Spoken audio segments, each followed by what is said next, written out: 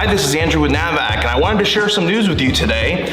Our contractor-focused promotion for 2024, our Need for Speed 2.0 promotion, is launching today. When you purchase any A2L compatible recovery machine, the NR7, the NRDD, the NRDC4M, or the NRDDF, you'll be eligible for not one, but 2 free items to help you facilitate the fastest recovery job possible. You'll be able to select from our NVR1 valve core removal tool, several of NAVAC's new dedicated recovery hoses, and our Rapid Y fitting, which facilitates one to be able to use 2 hoses to tee together and run into a single inlet of a recovery machine. Mix and match your choices to suit your needs. Stop into your local NAVAC distributor today and claim your free tools. Thank you.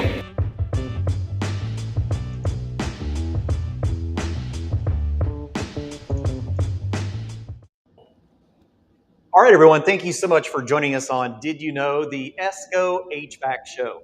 So I've had the wonderful opportunity to come on down to Versailles, Kentucky, and it's not Versailles. They will absolutely exclude you and not have a conversation. So make sure if you're heading down to Versailles, Kentucky, you pronounce it properly. At the new technical training facility from NAVAC. And so we're going to spend a little time today diving into this A2L transition. We spent a lot of time talking about A2L tools and refrigerants and equipment, but we haven't been very specific on those tool requirements. So Ty and I have had this conversation many times as, Ari, we got to start having some really good in-depth conversations on tools for A2Ls and eventually for A3s, right? So we have a lot of things to stay up to date. So hanging out today with Jesse Stewart. Jesse, what's going on, man? Doing fine, Clifton. So I'm grateful to be down here. We have a variety of things that we're going to go through with you today. We're going to do some hands-on demonstrations with some evacuation. We'll talk about proper tools and practices, but we really want to dive deep into what is the tools going to be looking like going forward? Do I need to re-look at my arsenal of tools and have a better understanding of what things need to be updated? I may have tools that are already A2L compatible, but I may not, and that's really what we're here to do. And definitely let us know where you're joining in from. We're grateful that everyone's here today. And I see Todd out there. Todd, sunny Southern California. That's fantastic. We want you to be a part of this community. So share with us where you are. Share with us any questions and concerns that you have along this experience as well. So Ty, what kind of questions have you been getting about A2L tools in particular? Let's see. We have to buy everything new again, and it's end of the world, and we're all going to blow up. Yeah, that seems to be one of the common themes, right? And it's really not that, but there are things that need to be focused on. So we've been working very closely with our equipment manufacturers as well as our tool manufacturers. And there we go, absolutely, more sales in the house. We wanted to spend a little time getting very close with what's happening. So we've been working real diligently with NAVAC on A2L training and what the equipment and what the safe practices look like. And so now here we are diving into what's going to be expected, right, tool-wise. So before we dive too deep, let's talk about a variety of refrigerants that we're going to see, okay? We're going to be transitioning away from R410A in residential systems. We've talked about that a lot. We've already done it in all of our Type 1 systems. They've all went to pretty much R32. But we have a variety of refrigerants that's going to fall into this A2L classification. So Jesse, tell us a variety of some of the refrigerants that we're going to be seeing or already seeing in the A2L environment.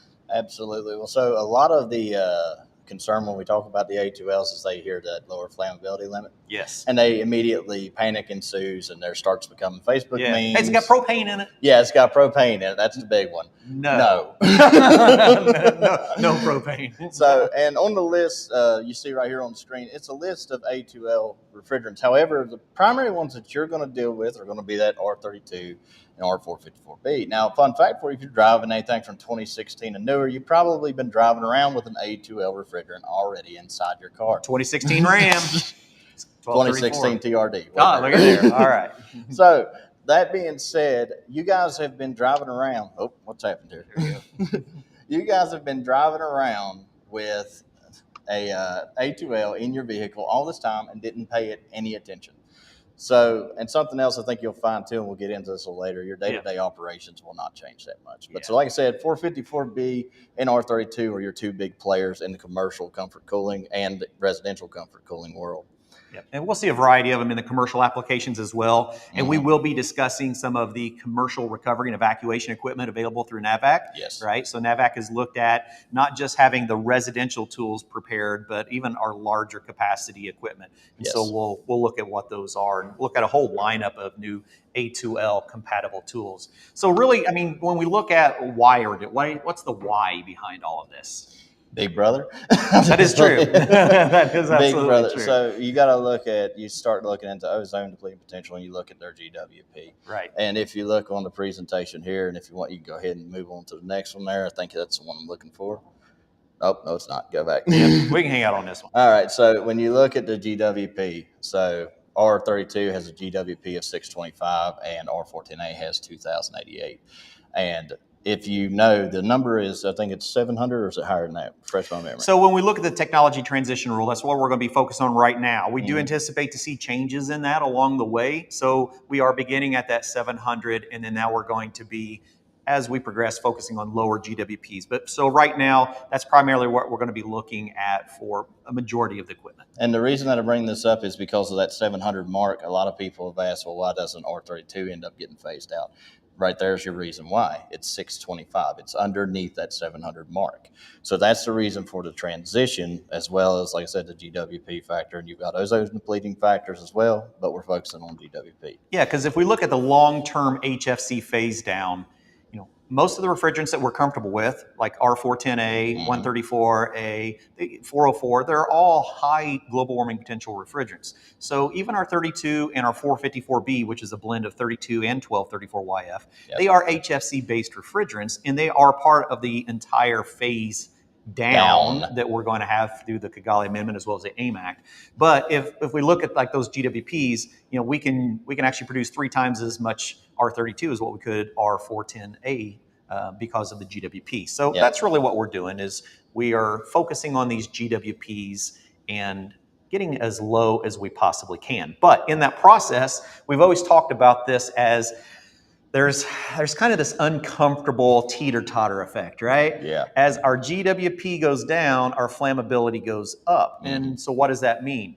Well, that means we just really have to pay attention to the capabilities of our tools. So this is a big tie. I'm sure you get this, right? What makes a tool A2L compatible? What have you seen in the industry for A2L compatible? Have you heard a lot about that? Everything. Actually, I'm going to start selling A2L compatible water jugs. Oh, boy, that's an interesting marketing gig. So it really kind of comes down to, you are going to see a lot of products on the market that will have A2L compatible stickers on them, but what and why, right?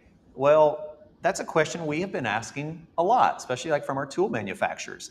And what we're learning is that there are going to be some products, there's probably already products we've seen out there that were almost self-certified, right? Haven't really been through testing procedures, haven't had a redesign or been reevaluated for the purposes, but you guys do that a lot. And so let's kind of talk about what things can we do when we're looking at our tool selections. Even if I'm just a manufacturer of tools, what things are we looking at to make our tools more compatible? Well, so with us, when it came down, and we're focusing on the recovery machine due to the slide presentation right now, when we talked about it, one, we wanted it to be A2L compatible. We also wanted it to be more efficient. Oh, sure. In our industry, we've come up with all kinds of tricks and trades, molecular subcooler, bucket things device. done faster. Get things done faster.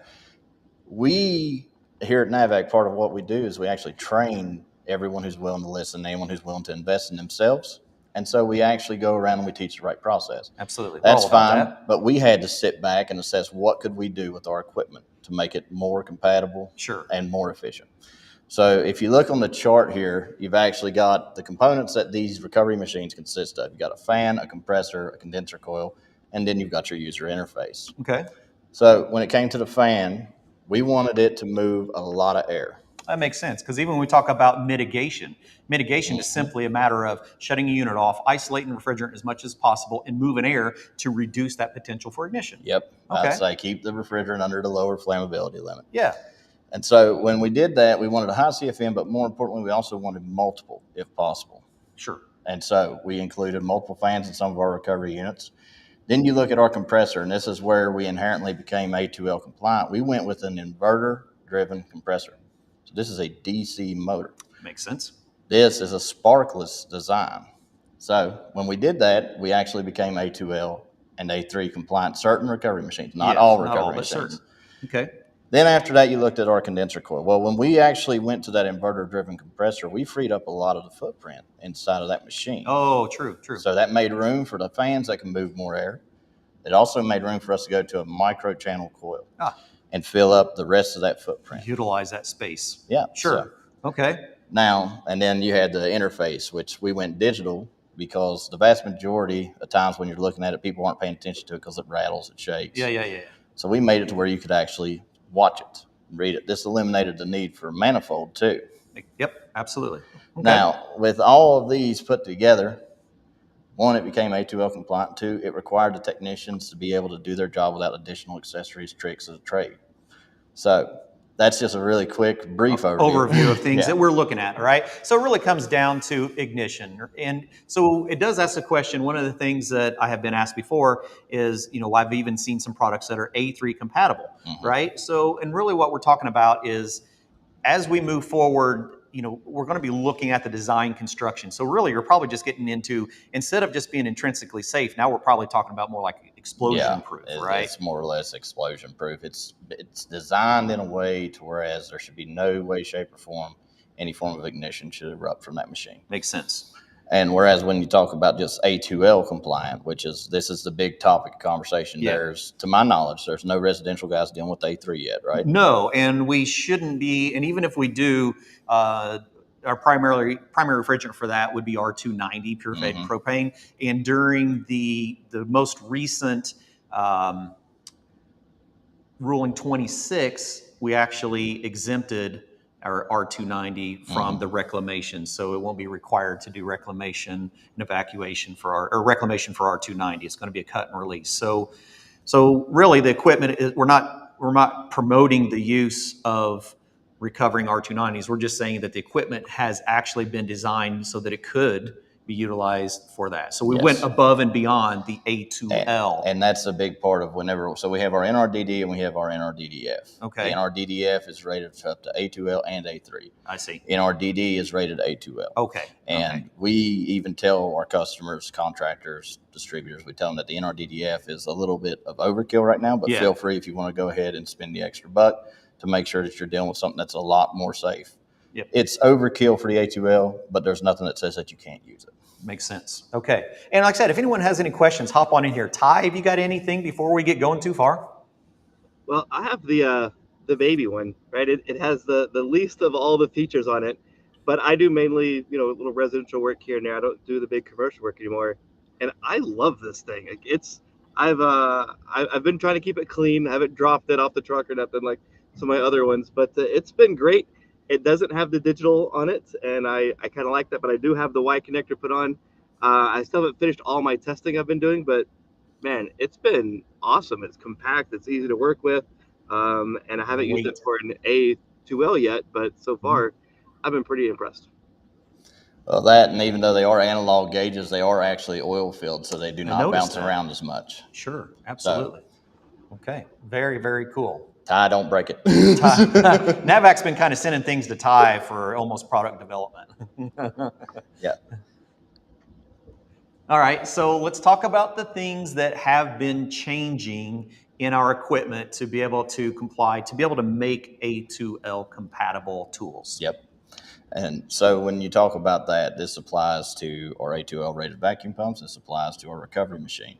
So on the screen here, there's a QR code if you're interested that you can actually scan. It'll take you to our site and show you our entire product line of A2L compatible tools. But more importantly, when you're looking at this, first things first, we've already discussed it briefly, but you want to have a sparkless design. Okay. So no contactors, no potential shorts and arcing on wires, so probably no capacitors, or unless they were completely sealed. So a lot of our traditional vacuum pumps that are permanent split capacitor motor, if they're not designed for A2L, you're actually working with a unsafe. You're putting tool. yourself in a potentially hazardous situation. Exactly. And that's the big part. So NAVAC, we've been producing tools that have been A2L compliant for a while now. So Right. we were prepared whenever we first started hearing about it. Okay. But so when you keep going down the list, like you said, sparkless design, there's also a section here that says soft contact power switches.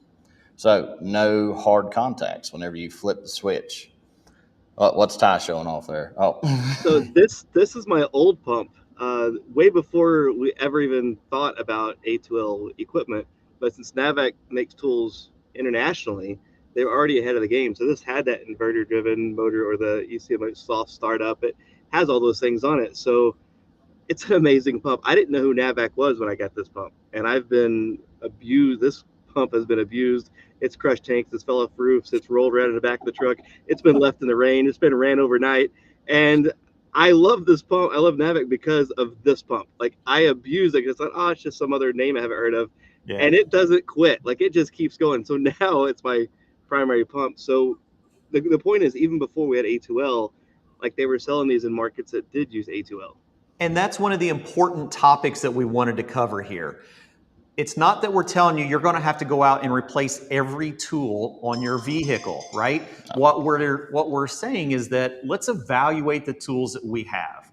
If you already have a product that is DC driven, that is sparkless, that is truly a A2L compatible, because remember, we're not, as an industry, we haven't set a regulation and said, okay, this is what we're going to do and everyone's going to follow this. There's been a variety of different certifications that people have been utilizing, looking at them. But what it really comes down to is the environment. Is it being designed for the environment that it's going to be used in? And so some of our traditional tools are not going to be compatible. They're going to put you, like you said, in that potential of a hazardous scenario. So evaluate. And this is really what we get back to, is evaluating your products. So I agree, Ty. One of my favorite products is the little bitty DC 4 CFM pump, which we'll probably talk about some of the even smaller than that are battery operated. Yeah, exactly, right? And I've used the one I had for years and was a very good product. So that kind of a product would be considered A2L compatible. May not be tested as currently. I'm not sure how we've looked at some of our previous products, but we're absolutely showing you the ones that are being evaluated and updated to be able to be A2L compatible. Yep. And so continuing on down the list that you see here on the screen, one, where I talked about sparkless, you know that we've switched to a DC brushless motor because that inherently freed up a lot of space for us to make these tools more efficient, to make your job less of a pain in the butt. Yeah. But on top of that, if you look down there, covered connections for all electrical terminations. Okay. So we're referring to either you're insulating these electrical terminations or they're covered in a resin. So in the event that there ever was a potential for an arc or a spark connection or something, it is never exposed to the gases in the event of a catastrophic failure of the machine. Okay, that makes a lot of sense. Some good questions and comments that have came through. R1, 2, 3, 4. You know, I really I'm with you, right? When we start talking about these potentials, it's more about understanding the environment we work in. Like, I think about myself, right? If I think about the combustibility of refrigerants, we already work around some pretty highly flammable things like A3s, our natural gas and LP. You know, we are intentionally igniting A3 highly flammable gases in controlled environments. Yep. Well, what we're talking about is trying not to have any ignition at all for an A2L, which is only a mildly flammable refrigerant that has to be in a pretty specific concentration with a high energy ignition. It actually takes a really perfect storm in order for these refrigerants to ignite. In a standard residential light commercial installation. So there's actually been testing done that you can do some research on. You can find that they actually had an apparatus, which is how they determine the flammability of Absolutely. refrigerants. But more importantly, and I always say this in my trainings, I say, in case you're unaware, almost any form of matter can become a fuel if placed in the right environment. Yeah. When it comes to the A2L, again, lower flammability limit. They are slightly flammable. They don't just explode. They don't go boom. Now, A3s, that's a whole nother story. And we'll get into them one day. We're just not there yet, right? And by the way, while we're talking about those flammable conditions, NAVAC has worked very closely with us to do training. And so if you want to get a hold of NAVAC for training in your local distributors, make sure to reach out to them and stay contacted. To be able to get scheduled for some of those training classes, you can always work with ESCO as well. We have a variety of training resources on A2Ls. So if you want to learn more about that, we encourage you to dive deeper into the actual fundamentals and practices of that. So really, we're just here today to kind of talk about the whole tool side of it and what's changing and why that is actually changing. Okay, so let's talk about some of these things that have been done to get into that spark ignition resistant characteristic. Keyword is resistant. Exactly. So as an example on the screen here, remember I said there's the NRDD, which is A2L, and there's the NRDDF. So if you look on the screen, this is actually the NRDDF, and this is a thread-in power plug for the NRDDF. Now, when people look at this, a lot of the question is, well, why would you need that? Well, one, it's insulated. It prevents it from ever arcing. But in addition to that, let's say that for some unknown reason, you happen to trip over your cord while you were working on an A3 refrigerant. Yeah. You rapidly pull that cord out of a system that's running. Right. It will arc. Yep, I get that. So this prevents that potential hazardous situation. So we're locking in the power cord on the device. We are locking it in. It's insulated. And there's no way it's coming out unless you take the time to actually unscrew it and take it out yourself. I get that. So I think back about one of my older recovery units that I have that is a different manufacturer, is a DC motor, but has a removable plug. And I hadn't thought about that until now. But yeah, absolutely. You have a pretty significant amount. If that thing's running and gets pulled, we all know what happens when electricity gets pulled during a high current load, and we get arcing, right? Okay. But you shouldn't be doing that anyway. No, absolutely. All right. So that's a pretty significant change on the piece of equipment. Let's, I don't know if I can, let me see if I can get us down, blow this up a little bit better. Okay. I'd say, so now if you look on the screen, this right here is our NRDDF, and as you can see at the top of the screen, this says A2L, A2, and A3 compatible. A lot of guys, when I actually talk to them, they don't even realize that there's anything, and gals, sorry, that there's anything between A2L and A3. They just assume that it's A2L and A3. Exactly. A2L, when we talk about how flammable these refrigerants are, they were not as flammable as an A2. They definitely weren't as flammable as an A3, but more flammable than an A1. They earned their own designation. That's exactly right. And so you can actually see that again with those research where they did the apparatus, which I love talking about that. I love looking at the test videos of that too. Yeah. But there's statistics of the NRDDF are actually here on the screen. And again, if you can't see this or if you want more info, you can actually check it out on our website. Now, Clifton, is the next slide the UL sticker? I think it is. And if anyone wants to see the flammability of these, I actually do have a video on our YouTube channel. It's called The Flammability, Are Refrigerants Flammable? And so I go through the flammability of A1, A2, A2L, and A3 with a direct spark ignition, a silicon carbide, a silicon nitride, as well as open flame, and kind of show those in vapor and liquid states. Remember, those are kind of drastic scenarios, but to show those different levels of flammability. And Ty and I were just talking about A2s a couple of days ago, how there are actually a fair amount of A2 refrigerants out there. We don't typically use them in our industry, but there are absolutely A2 refrigerants in the industry. On top of that, when you think about it too, is that testing apparatus. They did an A1 test in that apparatus, and believe it or not, there's a flame in the apparatus. But again, keep in mind, this is in a laboratory setting. Exactly. Perfect concentration. Yep. Absolutely. No, I guess that wasn't the slide I was thinking about. It should be, where did you go? Bear with us a second here. Yeah, give me just a second. We had one that, there it is. Now, this is a big one. Okay, and this is one of mine, and I'm sure NAVAC's favorite topics of conversation. The term UL. Okay, if you look on the screen here, you've got UL listed, and then you've got the CUS UL listed. These are safety certifications, all right?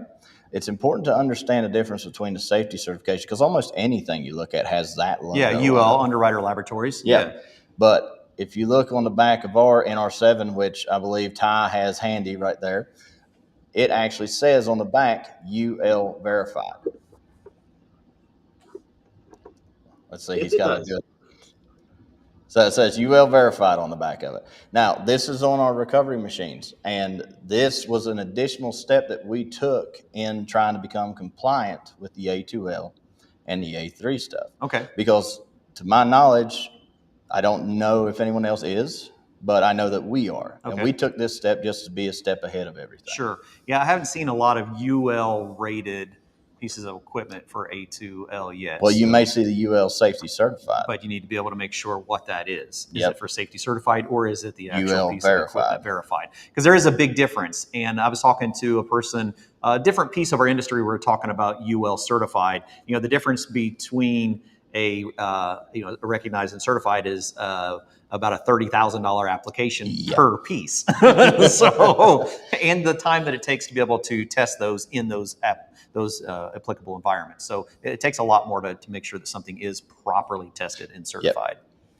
Yeah. Okay. Very cool. So I'm going to back up real quick. Yeah, there was that link. If anyone's looking for that, thank you for popping that up there for us. And then it'll probably stay in the chat as well. That takes you over to that flammable refrigerant video. So I'm going to back up a couple slides. That was my fault for having that one in the wrong location. So let's just we'll just talk some general A2L safety, and then we'll get a little bit more specific on them. Okay. Yep. So like I said before, if you've been doing it right the entire time, your day-to-day operations aren't going to change that much. Something that we should all already be well aware of is when you're working in a confined space. Sure. Any gas in a high enough concentration can displace oxygen, causes asphyxiation, cause you to pass out. So true. Yeah. And so this is no different when we talk about A2L. You should be doing this regardless, whether it's an A2L, an A1, an A3, it doesn't matter. But something that's a little different, now this is a recommendation. Right. Not a regulation, is the 10-foot rule. True. And the 10-foot rule simply applies, Hickanese don't speak very good English. So the 10-foot rule actually is just referring to whenever you're actually going to do your installation, do a 10-foot inspection around the space to make sure that there's no potential hazardous anything there. When I refer to that, the most common one that I've heard people bring up is a natural hot water tank with a standing pilot. Oh, yeah, absolutely. That's a good point.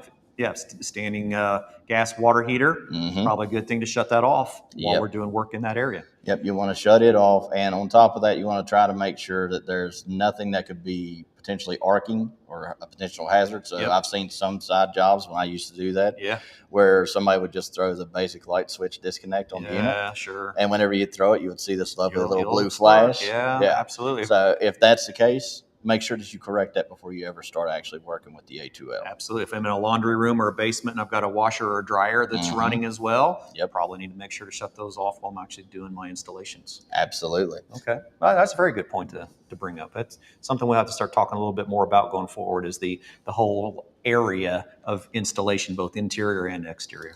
This is my favorite slide. Yeah, this one actually brings up a lot. So I had some questions about this at one of the last conferences I went to. I started asking a bunch of our leak detection manufacturers what they were doing to prepare for A2L, and they're like, Well, so I'm going to go ahead and do the full disclaimer. Okay. That pictured leak detector is not A2L compliant. I just put it in there as a reference. Okay.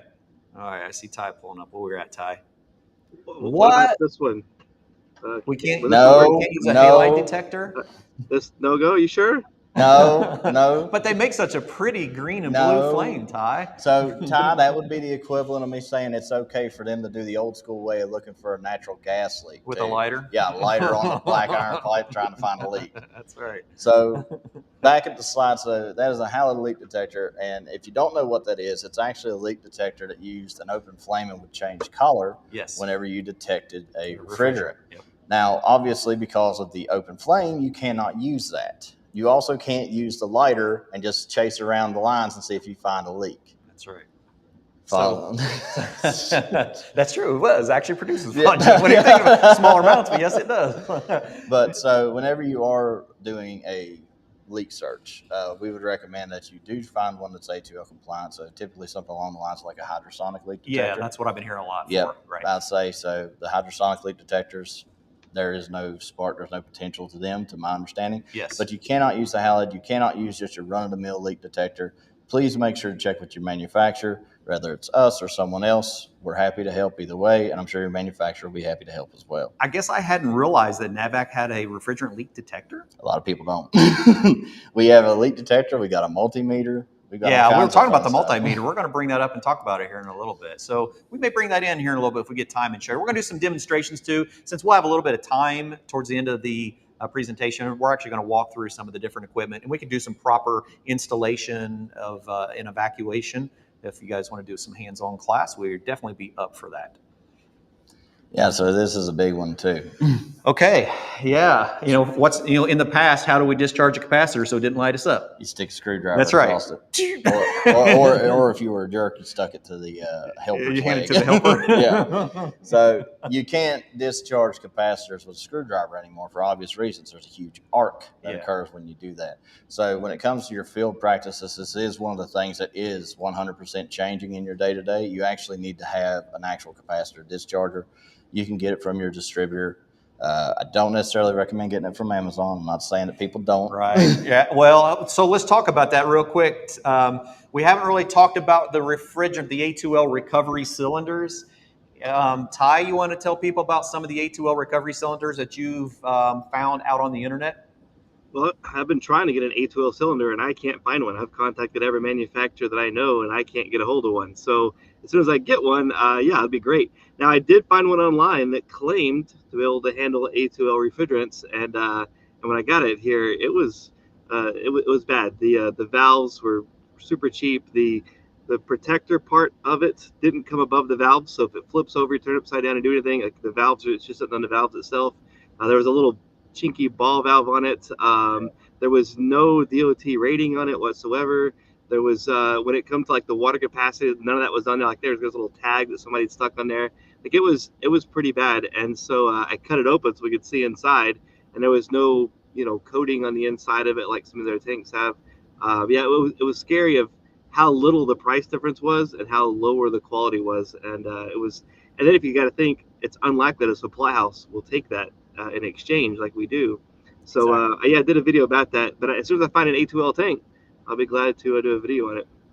Yeah, so I had a conversation with Kate Horton from Hudson Technologies. I had a podcast that I released here recently on Did You Know, the ESCO HVAC podcast, where we talked about the availability of A2L cylinders because there was still some determination on left-hand thread versus right-hand thread on the cylinders themselves. So they have already been receiving A2L refrigerants back at Hudson Reclamation Centers. So what they've been recommending is currently using an existing refrigerant cylinder, but labeling it that it is a flammable refrigerant and what refrigerant it has in there. Going forward, we're going to see red bands on those. If you want to take the extra step and precaution, it's worth grabbing some red tape or red masking and actually putting a red band on that so that it's aware at the distributor and further on that it is an A2L. Because A2L refrigerants are completely available if you're not aware. R32, 454B, they're stocked in all of our distribution centers now. So A2L refrigerants are here to stay, our friends. And that red band is not as good as a rock band, but it'll serve its purpose.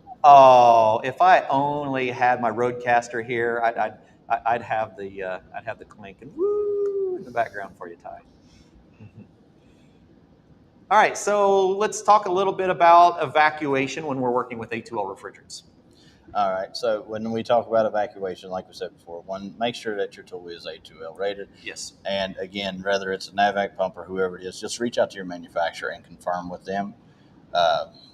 It just takes 2 seconds to reach out and find out. I know 90% of people throw away the manual as soon as they get the toy out of the box, so I get that. But when it comes to evacuation with an A2L, like I said, make sure that this is actually best practices too. But whenever you're using a vacuum pump, you're evacuating an A2L system, before you ever started to actually evacuate that system, you want to make sure you purge it with nitrogen. That way, if there is any residual refrigerant still inside, you're flushing it out. Right. In addition to that, make sure that you, again, use the 10-foot rule whenever you're working on it. Use large diameter hoses, use core remover tools, and take the cores out. Now, on the chart here, you've got another QR code that will actually take you to our evacuation presentation. Excellent. But more importantly, what I love about this presentation is right here on the size versus flow. So a 1/4 inch service hose is only going to pull 1 CFM. Now, it's only pulling 1 CFM, and a lot of guys are still pulling through their manifold. Now, the reason that this is an issue is because if you're pulling 1 CFM, even if you're pulling from both ports, you're only going to pull 2 CFM. More importantly, if you leave the cores in, you're only going to pull about 0.5 per port. So whenever you're pulling 0.5, you're pulling a total of 1 from both 1/4 inch service ports. Quarter-inch hose, you're only going to pull 1 CFM. The manifold, the quarter-inch hose, the depressors, the cores, they all act as a restriction. They slow the process down. And this is regardless of if it's an A2L, an A1, whatever you're working on. Exactly. This is how this applies. On top of that, those hoses that he had in the first hand, the blue hose here, that's a permeable hose. And that's a really fancy way of saying that in the event of a high pressure situation, that hose is actually designed to foam out and alleviate the pressure.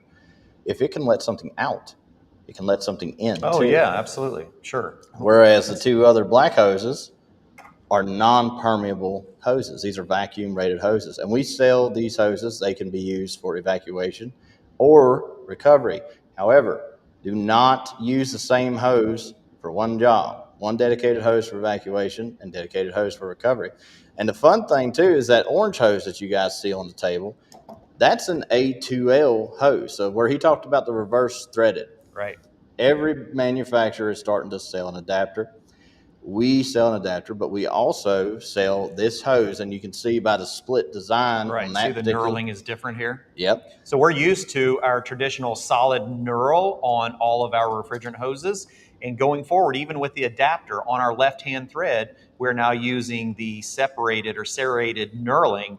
And I'm very much in favor of this because, like when we talk about evacuation, I prefer to remove manifolds in all scenarios because of all the potential leaks, all of the O-rings. If I'm using another adapter, I'm just adding an additional potential leak on my system. Absolutely. And the other part of it too is coming from someone who worked out in the field, and I understand this just as well as any other tech would. Yeah. I can see a lot of technicians losing these little adapters. Yeah. On the job, going, all right, I got my tank, I got my... Wait a minute. Take it back to the distributor, still leave the actual adapter on it. If you're losing an adapter, I get it. If you're losing multiple sets of bright orange hoses, that's a whole other scenario. I say there's not a whole lot. I love the orange hose factor. And we're actually going to be, if we get a little bit of time left, which I think we will, we're actually going to run over to the recovery station that we have set up over here. And we're going to talk about some of the entire array of our orange hoses that's now being manufactured by NAVAC. Right? Really cool. I'm kind of liking the idea. And the A2L in the quarter-inch and in the 3/8. Awesome. All right. Yeah, go ahead, Ty. Talking about vacuuming, we talked about the bigger hoses, removing the valve cores, speeding up that vacuum. I've had a lot of people say, well, this new thing about doing it, and it's really not a new thing. This book, Review of Vacuum for Service Engineers, was written back in, I think, the 1950s. It was just recently redone. And it talks about all of these things, such as conductance speed. And it talks about when you get that vacuum down lower, how the size of that hose makes a difference for the pressure difference and how you get that water vapor to move out. So, and there's math and formulas in here that go way beyond my comprehension, but they do a really great job of breaking it down and understand it. So when we talk about these bigger hoses, non-permeable, all these things, it's not a new concept. It's just new to a lot of us. So it's been around for a very long time. Yeah. No, fantastic. I'm always an advocate of removing cores, using larger hoses, having the right tools. So it basically comes down to if you haven't evaluated the tools that you currently use, now's the time. That's all. Father's Day is right around the corner, by the way. Yeah, and like we said too, on top of that, something that's really cool about this trade in this industry, and I'm sure you've seen it, and I know Ty has seen it, is this trade is evolving at a rapid pace. Absolutely. Especially when you take into consideration the skill gap that we currently face. So what happens is, like he just said, it's not new information, but sometimes the process that evolved gets overlooked by bad habits. Yeah. Because, well, I didn't know any better. Exactly. Well, and I always kind of relate that to like the equipment. We had a couple decades, if not 3 or 4, where the technology didn't really change much, which meant we didn't get pushed into looking at our own skills and our own techniques. So now that technology is changing, now that we have new tools and we have new refrigerants, it's the perfect time to go, have I been doing things potentially wrong, or have better things happened, better practices come about? It is always, one, it's amazing to me because, again, I travel the country and I do this. The people who say, well, I've never even heard of using large diameter hose. I've always just pulled it through my manifold. Never had an issue. I ran a 50-foot quarter-inch hose, so I didn't have to take my vacuum pump on the roof. Well, and that's the biggest thing too. So we're all We're all contractors, we're all technicians, and Yeah. time is money to us. That's exactly right.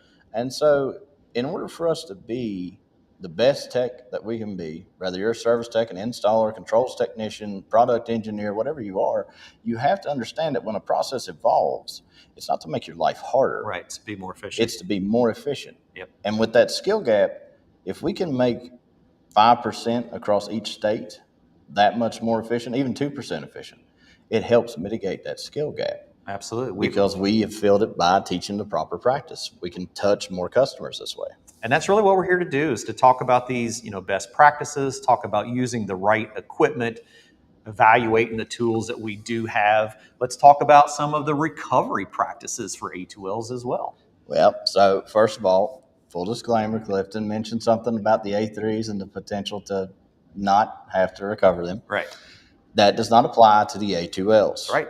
You still have to recover. So it's still A2Ls. part of the 608 of the Clean Air Act. I mean, we're required. Yep, and like I said before, you need to use a rated recovery machine. So it has to be rated to at least A2L, A3, A2.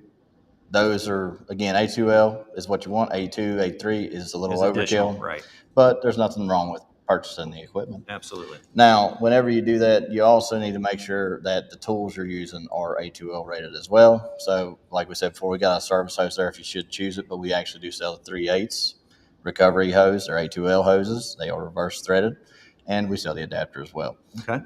Now, on top of that, make sure after you have recovered it, just like we said before, purge it with nitrogen.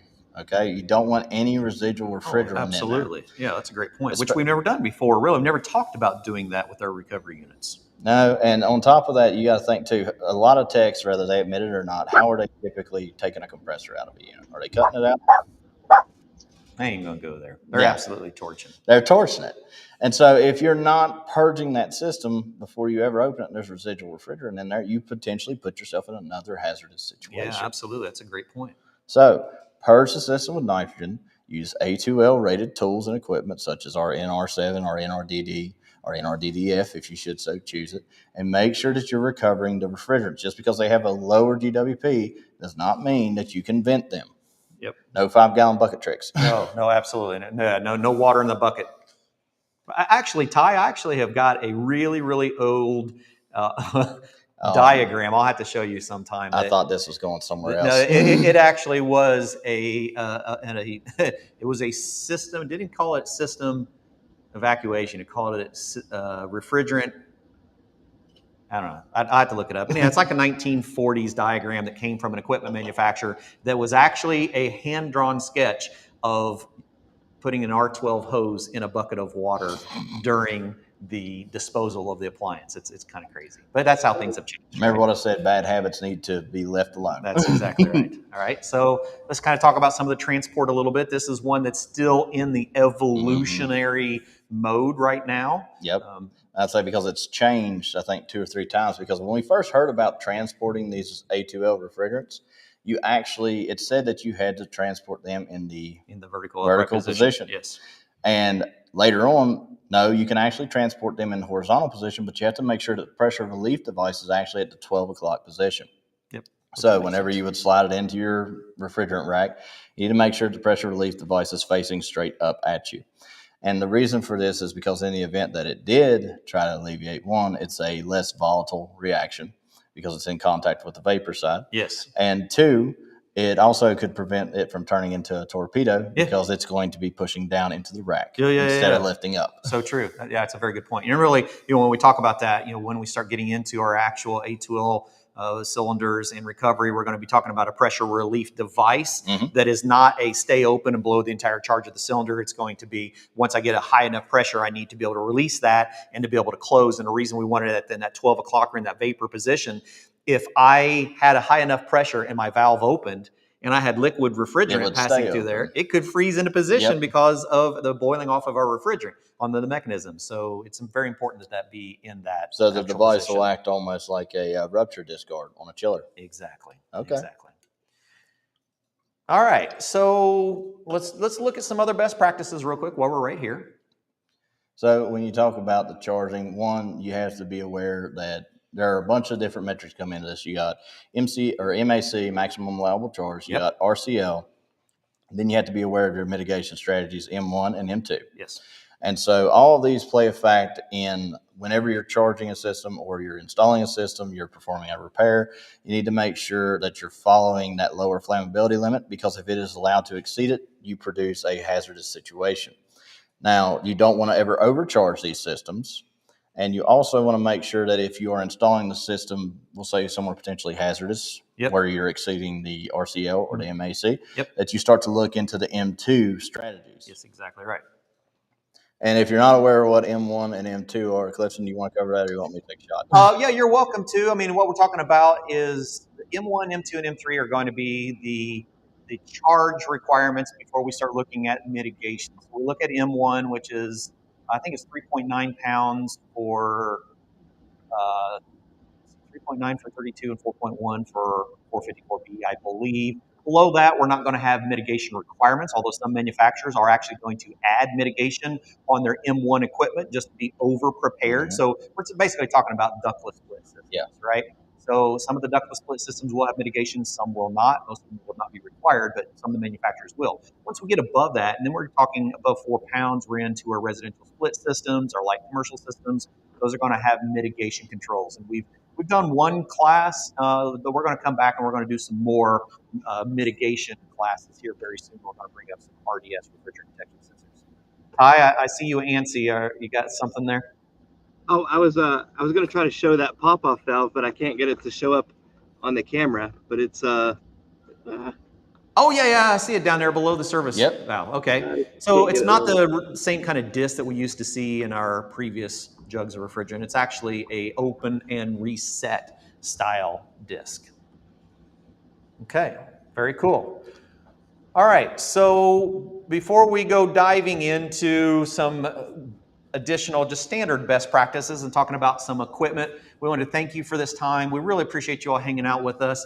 And to learn more about training from NAVAC, where can people go to, Jesse? You can email me and my team directly at training@navacglobal.com.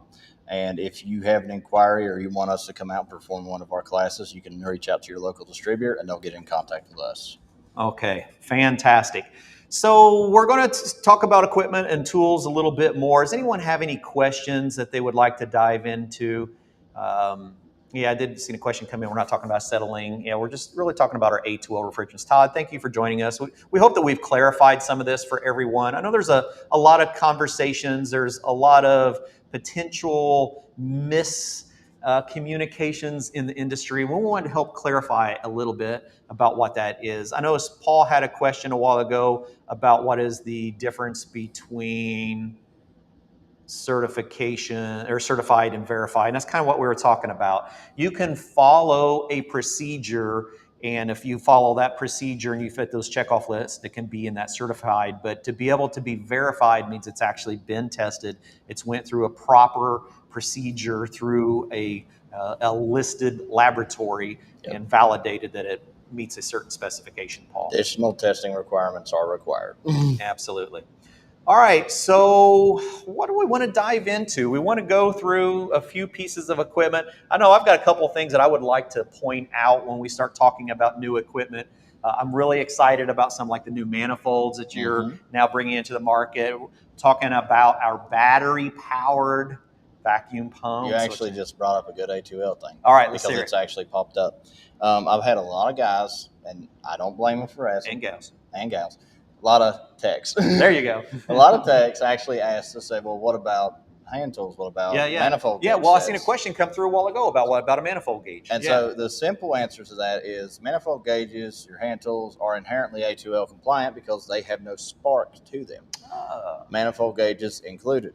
Now, the only exception to this is if you start beating your wrench off the side of the unit. Yeah, especially on an aluminum casing. Now, we do have the potential. So, with that being said, let's see what manifold gauges would you recommend? That's kind of what we're talking about. Yeah. So, whenever I say you want to recommend a manifold gauge set, one, so you do want to have, in my personal opinion, you want to have a dedicated manifold gauge set. So, I used to be a chiller tech. I had a dedicated set of gauges just for the chiller. Absolutely. Then I had the gauges for everything else. Yeah. When it comes to the A2Ls, you want to also help to prevent cross-contamination. And on top of that, unless you're going to reference your PT chart and remember it off the top of your head, you're going to need something to reference it with. Yeah. Now, fun fact to you, though, some of the A2Ls that we're working with, the pressure-temperature relationship is almost identical up to a certain temperature. And yeah, they're very, very close. So I've actually got a comparison. I've been prepping a class to do a 410, 32, 454B comparison. We actually did a little bit in one of our presentations with Bosch. We actually went through just a 410, 32 or 454B comparison with Honeywell, but I won't go through the three of them. So we look at it both on the low side and the high side of the system. And actually, DE, I'm glad that you mentioned this, right? So DE wanted to know if we can do a proper steps for recovery, and we would love to do that. We actually have a station already set up just in case we had these kind of questions. So we're actually going to do that for you. If anyone hangs around long enough, we'll actually go through and we'll go through a proper evacuation as well. And we'll talk about some of the DC controls there. So we're going to skim on over. We're going to move over to the recovery side, and we'll dive a little deeper into some proper recovery techniques. I'm going to grab this and take it over with us. Okay. Now, mind you, Ty and Mike, when we get over here, I won't be able to see the screen very well. I'll try to spin it around in case any questions or anything pops up. All right, so here at our master station, we've got a variety of things going on. I'll let you walk through this, Jesse. I'll turn the screen so that we can get a better view of the audience. All right, so one of the first things that we talk about when we do recovery, and this applies to our evacuation training as well, we tell you to ditch your manifold. 100%. Now, the reason we do this is because we're technicians, and again, the process evolved to make us more efficient, not to make our lives harder. What does this result in? Less hardware that we got to carry around. Yeah. So you don't got to lug this around all the time, even though it is very nice. That's our new. Yeah, I want to talk about that in a little bit too. This is actually a really cool device. So what you see here is we've actually got a full setup. This is actually a small refrigerant circuit. Yep. Hooked up. You have two hoses coming from the high and low side. These are 3/8 recovery hoses. These then connect to our Y fitting right here. So this is 3/8 to 3/8 with a 1/4 inch. So what would be the reasoning for using a Y fitting bringing into the inlet connection of our recovery unit? The Y fitting allows us to use two hoses when we're recovering without the use of a manifold. Oh, it's just replacing the manifold gauge and removing a dozen O-rings. Removing a dozen O-rings, removing restrictions because these are 1/4 inch hoses. Yeah. They're not a larger diameter. Okay. And on top of that, again, less hardware, a lot easier on the back, right? Yeah, that's so true. Now, from that Y fitting, though, you'll see that we have a filter dryer located right here at the inlet of the machine. Very important. It's probably the best insurance a person could buy for your recovery unit. I don't know how much these may cost to everyone that's watching, but so I estimate somewhere between $15 to $20, depending on your distributor. Yep. That $15 to $20 component can protect a potential $1,000-some investment. Right. And so as a $10, $15, $20 insurance policy, I would invest in that 100%. Yep. Rules of thumb for changing it out, I would recommend once every 6 months if you suspect nothing. Yep. But one, if you do recover some form of a contaminated refrigerant, change it immediately. Yep. And the other one is if you're really into it, you can actually do the TD across it. If it's starting to show more than 3, you want to change it. Exactly. I was actually doing a class one time, and I was working with a filter dryer manufacturer, and we were talking about replacing the filter dryers on the inlets of recovery units. And he said, and it made the most sense to me. He said, the last time you went to have your oil changed, did they charge you for the rags that they used? And I said, oh, I forgot about that. He said, so you don't have to mark up the filter dryer.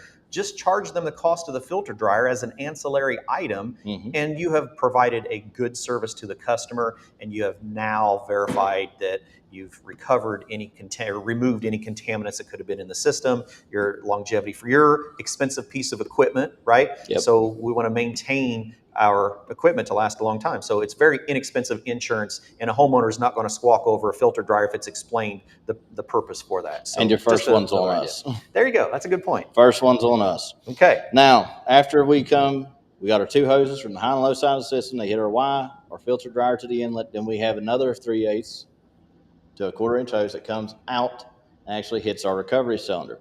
Now, something that I like to point out, and I'm surprised that a lot of people don't realize this. Yeah. If you'll notice, what side is this hooked to, Clifton? So this one's on our blue knob, which are our low side or vapor side of it. Vapor side of the cylinder, with our liquid side or red side having a dip tube going down towards the bottom. Yep. Now, very important to note, not all recovery cylinders are built the same. This color coding does not mean anything. I've seen them both ways before. Now, the reason that we have it hooked up to our vapor port is because a lot of people don't know this. Whenever we actually hook to the vapor port, we take our tank, And flipper. we flip it upside down. Okay. We do this for liquid recovery. Now, what are we doing when we do this? So, like he said, there's a dip tube that actually runs inside of the tank. Well, the dip tube, one, believe this or not, builds up additional friction, additional heat from the recovery process. Two, when we take that dip tube out, it can also act as a restriction Yeah, and that's slow so the process true. down. Yeah. This allows the liquid refrigerant to stack on Directly itself. fill into the tank. And the beautiful part is, when you're done, you're ready for vapor recovery. Yeah. Just flip it back over. Boom. And let your vapor go into the top of the tank. Call it quits. Yep, and you're done. Awesome. Now, also be aware of the purge function on the machines. Yeah. So in the event that you have recovered, make sure that you purge the machine. The purge function actually isolates the machine itself, so it'll remove any refrigerant still in it. How many times have you seen guys that open up the machines, let a big old cloud out? Yeah. Potentially hazardous, because I know at least most of them are probably doing it after they've already set it in the truck. Right. They've got their gloves off. Yeah. And now it's in a confined space. Cool. That's a quick run through. That's some really good stuff. Let's move on over to our evacuation stage while we're here, and let's talk about some proper evacuation setup. So I hope that answered questions. I hope that was what you were looking for there, DE. Well, I'm so glad that you mentioned flipping the tank, because I get so much pushback from that, and it's absolutely free to do. Like, it's one of those things you can try it yourself and see, and it makes a huge difference, especially that temperature of that tank. Up on a roof in Arizona, Phoenix, we did that. I mean, it's just amazing difference. So it doesn't cost anything. You don't have to take a word for it. Just try it. You'd be surprised at the difference it makes. Absolutely. Yeah. So true. Ditch this. Yeah, ditch the gauge. All right, so let's go over, I think we can actually, yeah, that was pretty close. So let's get over here and let's talk about our evacuation setup and the proper tools that we're utilizing. Now, remember, when we were talking about our A2L products, here's a cutaway of our DC. I'll try to throw in some B-roll footage to show some close-ups of the insides of how we're actually manufacturing our machines. Mm-hmm. But one of the things we wanted to point out, so Jesse, when we were talking about equipment, right? Ideally, we want to get into a DC pump, right? Yep. But there's going to be times where we may be looking at our whole arsenal of tools going, okay, I've got a lot of things that I need to replace here. What can I do on a little bit of a budget, but still get all the safety factors that is going to be required for A2L compatible? Yep. And so a prime example of this is our 7 CFM pump right here. Okay. It is listed as A2L compatible, but if you actually look at the specs, it's an AC driven motor. Right. And so, well, that would kind of be contradictory to what I just said. Yeah. The thing is whenever we designed this, we actually designed it in a way that insulated the actual motor from the rest of the components. So it would not be exposed to any potential hazardous flammable gases that it could ever come into contact with. Okay. And that's NAVAC's biggest thing. There's a reason that we have multiple recovery machines, multiple vacuum pumps, and the vast majority of them are all A2L rated. Yeah, exactly. There's something for everybody's budget. Not everybody may need to be recovering from a chiller. True, exactly. Not everybody may be recovering from a residential refrigerator Yeah, either. yeah, exactly, right? Because we're still A2L. Look at this little guy. Isn't that so cute? Right? We're still A2L compatible on a very compact, DC-driven, very lightweight. This is actually one of my favorite items to use. I mean, even if you're working up until 3-ton, 4-ton residential split systems, it actually is plenty. Oh, right? yeah. It really, truly is. But then we can get into some of our larger equipment, which we'll do a product display and show you some of our other larger A2L products once we get into the commercial applications and industrial applications. Absolutely. And so now the other kicker when we talk about the A2L compliant, now whenever we do that, when you switch to the AC motor, you're going to have some give and take. Okay. One of the biggest ones you just mentioned. Cost. Well, so it's going to be cost, but it's not going to be as expensive. Yeah. More or less, it's also going to be heavier. Oh, yeah, because we got a PSC, driven But AC that's motor. the biggest thing. With the cost, we may have decreased in cost, but we are not compromising any of the safety features in any of our equipment. So safety stays the same, cost goes down, weight goes up. We allow you options. Okay, that's So- fair. Sounds good to me. Now, when we talk about the proper evacuation setup, and we'll do this very brief overview. So one, we have done testing, and this is one of our biggest classes that we actually present. This tank right here, a lot of people, when they see this, actually wonder what this represents. If you go off total volume per cubic foot, this represents a 5-ton system. And a lot of people The look amount at of space within all of our tubing and Yep. okay. Wow, that's pretty cool. Yep. All right, I like that. And Actually. so we travel with this when we perform our evacuation. It's the same capacity. Here. Absolutely. Okay. Now, we have done it with a 3 hose setup. So this is your 1/4-inch hose. And we even sell 4-port manifold with a vacuum hose. Yeah. We still tell you we don't want you to do it that way. Yeah, right. So best setup is called a single hose rig. You've got a large vacuum rated, so low to no permeation hose. Yep. This is our 3/4-inch big boy. This is a brand new product. And you've got 2 core remover tools. You want to remove the core and your micron gauge. Now, a big part of this, so we time this every time we've done this. Okay. With the 3 hose, you're looking at over an hour. Okay. To pull this to 500. The 4-port with a large diameter, 1/2 inch, not the 3/8 it comes with, you're looking at about 25 minutes. Really? Okay. With this 3/4-inch diameter hose, no cores, core remover tool, and just a micron gauge, I'd be curious as to what your audience thinks how long it would take. Ooh, I tell you what. So we're going to do that, right? So we're going to fire this up. We're going to do the demonstration here. And let's do, are we going to do the 7 or we want to do a battery? Okay, so we'll use the 7 CFM battery. Ty, have you got any thoughts? I don't want to say because I kind of know.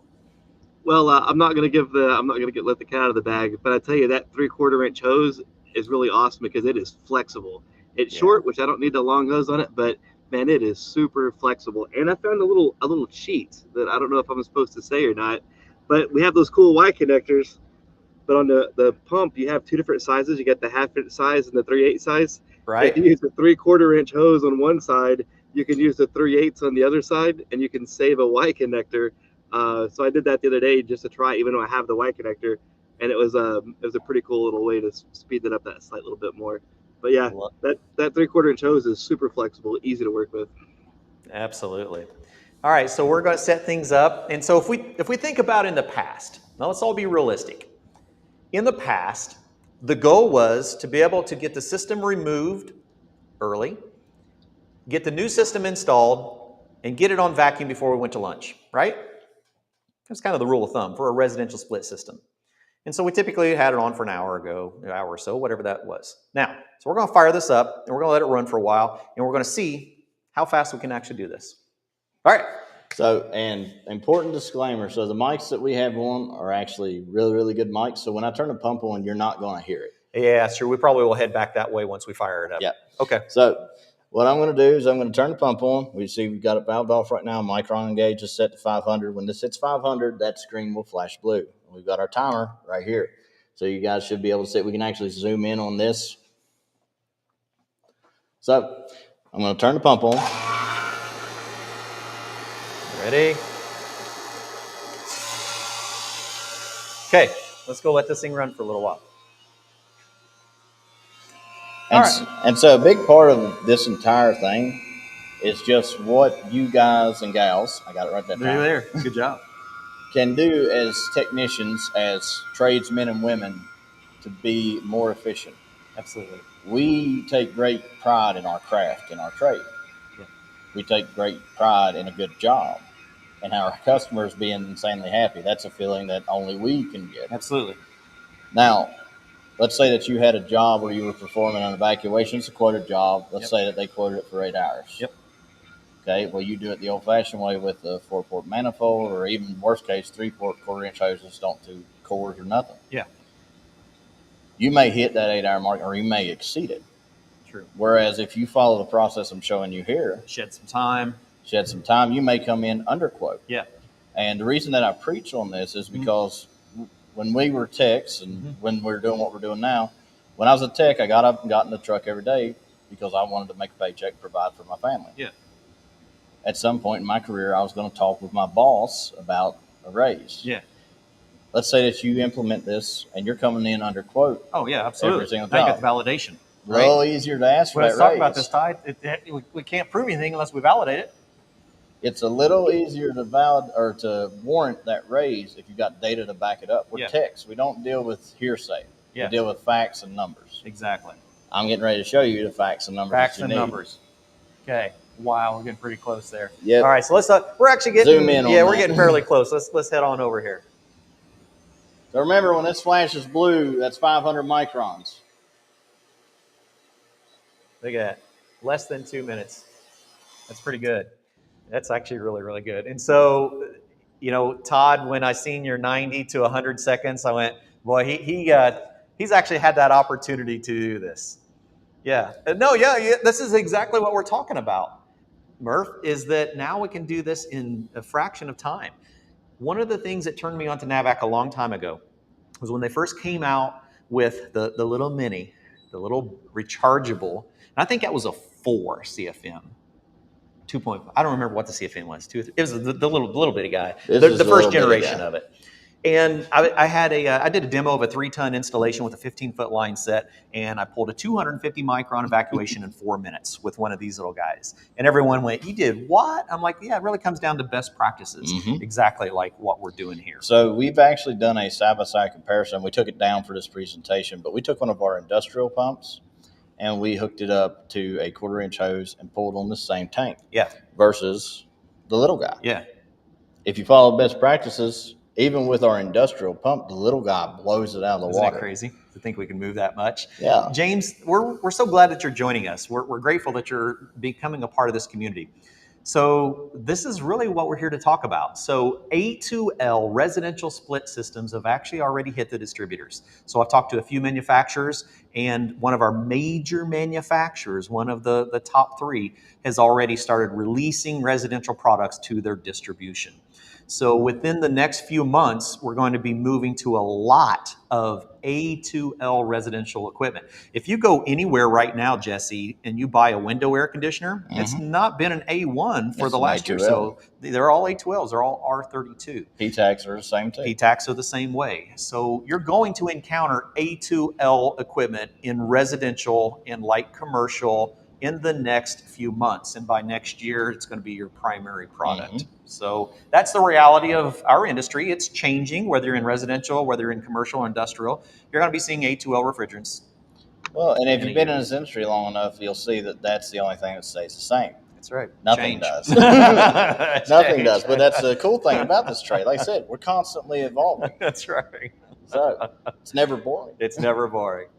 We're so glad everyone has joined us. I think that kind of covers most of the topics we were wanting to hit today, Jesse. If anyone has any questions, anything that you'd like for us to demo before we hop out of here, I highly encourage you to throw it into the chat. Follow up with us later, cbeck@escogroup.org, and get NAVAC at training@navacglobal.com. Exactly. So if you have any questions going forward, let us know. We'll make sure to get you connected with all of the right training resources. We'll bring these topics on every week. That's what we love doing, don't we, Ty? Absolutely. I just wanted to add in another thing is you don't see me backing a lot of companies or tools. And what I love about NAVAC is the people. I've known Andrew forever, it seems like. I've known Jesse for a while now. I've known some other people on the business side, and they've just been really good people. And they're out here sponsoring education or doing training. If you go to one of their NAVAC classes about evacuation, and they don't try to force you to buy anything. They say, hey, look, we're going to demonstrate our pumps, but they teach you about the practice, about how to make things better. And I think that's amazing. And we all have to eat. Like Jesse, he's got a family. We all have families we have to take care of. So yeah, we need that support. But I love to support companies that take care of education, that help train people for better practices. And that's one of the things that I like about NAVAC, and that's one of the things that got started being using their products. Clifton got a new toy. All right, Keith, yes, absolutely. I mentioned this earlier. I forgot to say it. For those that are still hanging on, we got to talk about this because there's 2 things that's got my attention here. I'm going to let Jesse talk about this one. I'm going to go snag the other one that I just found. Didn't even know about. 2 of them, maybe. So Clifton is very obsessed with our new NX1. So this is our smart manifold. Now, a couple of things with this that's key. I'm going to go ahead and power it on. I'm not sure how well you'll see it on the screen itself. But one, when you look at our temperature clamps, something that we did different is we actually incorporated the temperature measurement in the clamp itself. So you get a measurement right there from the clamp without even having to look at this. But the biggest thing is whenever we actually turn the thing on, when we say it's a smart manifold, you'll notice that this is a 3-port. It's not a 4-port. One, like I said, we don't recommend that you ever pull through a manifold when you're doing an evacuation. But so if you wanted to, one, you've got a leak check mode where you can actually set a timer on it and look at the PSI and see how it drops within that certain time frame. But my favorite is the fact that our evacuation setting on here actually links up to the micron gauge that you see on the tank back there.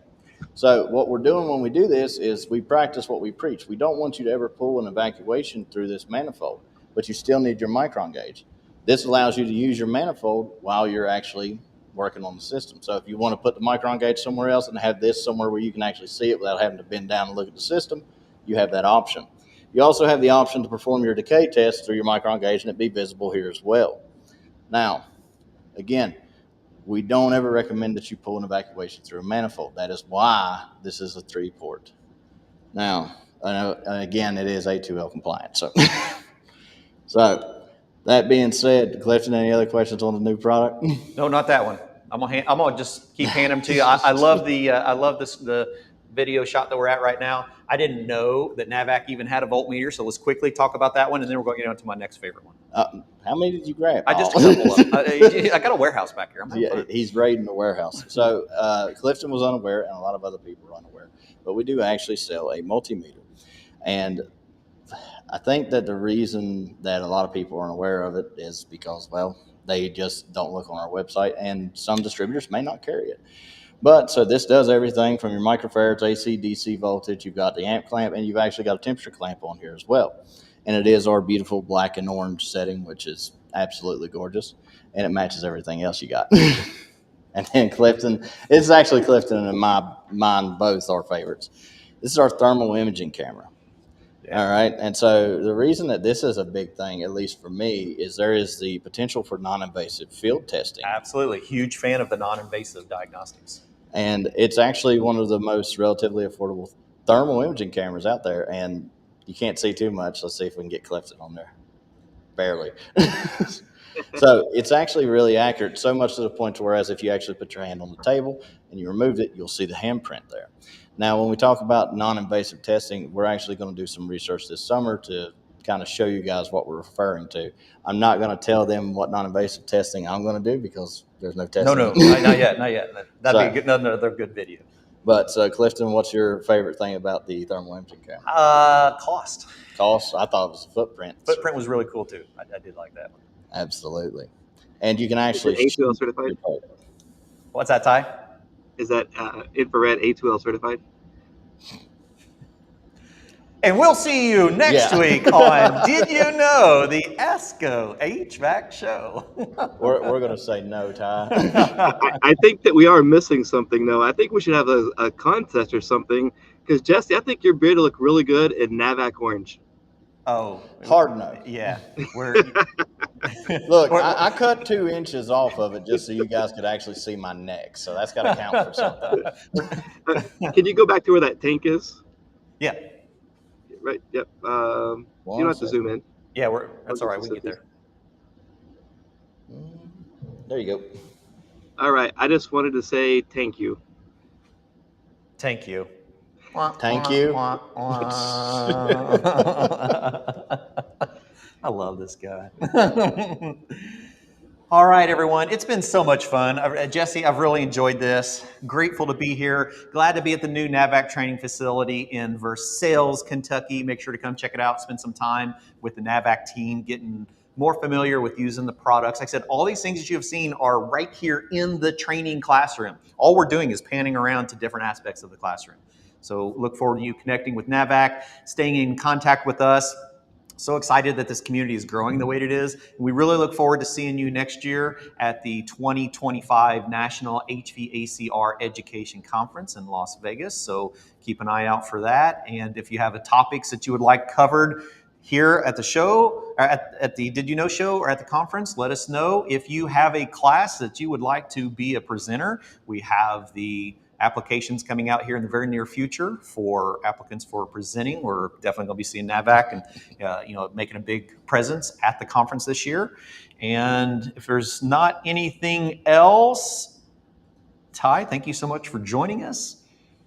And I think we'll wrap it up, and we'll see you all next week. We'll be broadcasting live from the Fujitsu training facility down in Texas. Ty's going to be joining me. Eugene's going to be joining me. So we're going to be hanging out down there and just learning about equipment. We'll be talking about A2Ls and new refrigerants as well and what that'll look like in some of the equipment. So we'll see you all there. Everyone have a wonderful evening, and we'll see you then on Did You Know, the ESCO HVAC show.